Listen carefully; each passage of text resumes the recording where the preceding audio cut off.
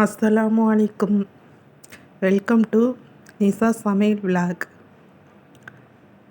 Pasta recipe ஈஸியாக ஒரு 10 நிமிஷத்தில் எப்படி செய்கிறதுன்னு நான் சமைச்சு காட்ட போகிறேன். தண்ணீரை கொதிக்க வச்சு அதில் பாஸ்தாவை போட்டு நல்லா வேக வச்சு வடிகட்டி வச்சுக்கணும் தனியாக. அப்புறம் ஒரு ஃபேனில் தேவையான அளவு எண்ணெய் ஊற்றி அதில் பட்டை, கிராம்பு,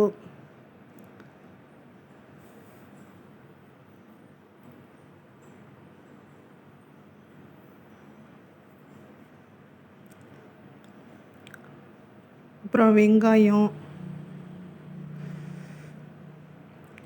3 வெங்காயம் போட்டால் போதுமான அளவு. பாஸ்தா நான் இப்போது சாதாரண முறையில் எந்த காய்கறியும் சேர்க்காம ரெசிபி செய்ய போகிறேன். காய்கறி தேவைப்பட்டால் எண்ணெயில் ஈஸியாக வதங்கக்கூடிய காய்கறி பீன்ஸு, கேரட்டு, இது போல் எண்ணெயில் சீக்கிரமாக வேகக்கூடிய காய்கறிகளை சேர்க்கலாம். ஒரு பச்சை மிளகா போட்டுக்கிட்டேன்.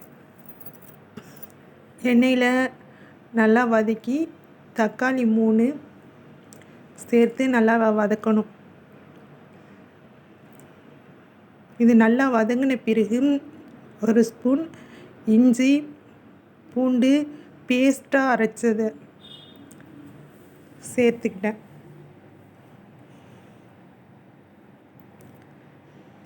இதுக்கப்புறம் சோம்புத்தூள் 1 ஸ்பூனு, மஞ்சத்தூள் 1 ஸ்பூனு சேர்த்துக்கணும்.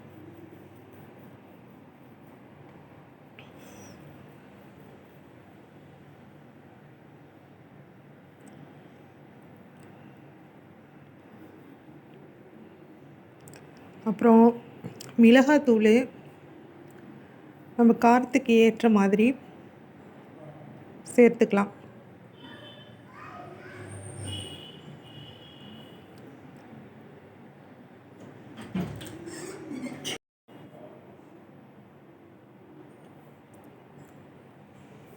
இது எல்லாத்தையும் நல்லா வதங்க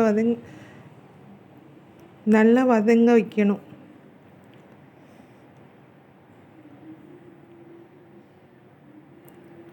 கரம் மசாலா தூள் 1 டீஸ்பூன் சேர்க்கணும். எல்லாம் சேர்த்த பின்னாடி வடித்து வச்ச பாஸ்தா, இந்த பாஸ்தாவை அதோட ஆட் பண்ணணும்.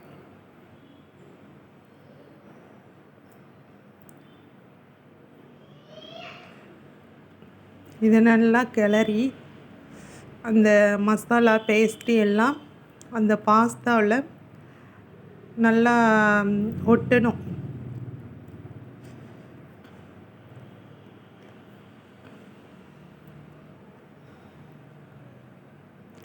சோயா சாஸ் இப்போ சேர்க்க போகிறேன். சோயா சாஸ் அதுக்கு தேவைக்கு ஏற்ப ஊற்றி நல்லா கிளறணும்.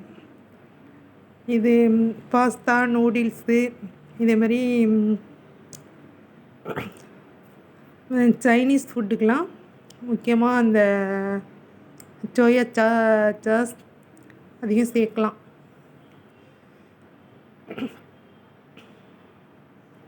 இப்போதைக்கு பாஸ்தா ரெடி.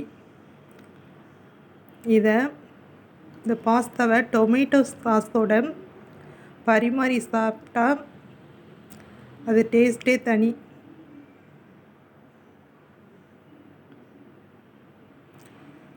என்னோடய குக்கிங் பிடிச்சிருந்தா, ரெசிபி பிடிச்சிருந்தா என் சேனலை ஃபாலோ பண்ணிக்கிடுங்க, சப்ஸ்கிரைப் பண்ணுங்கள். தேங்க்ஸ் ஃபார் வாட்சிங்.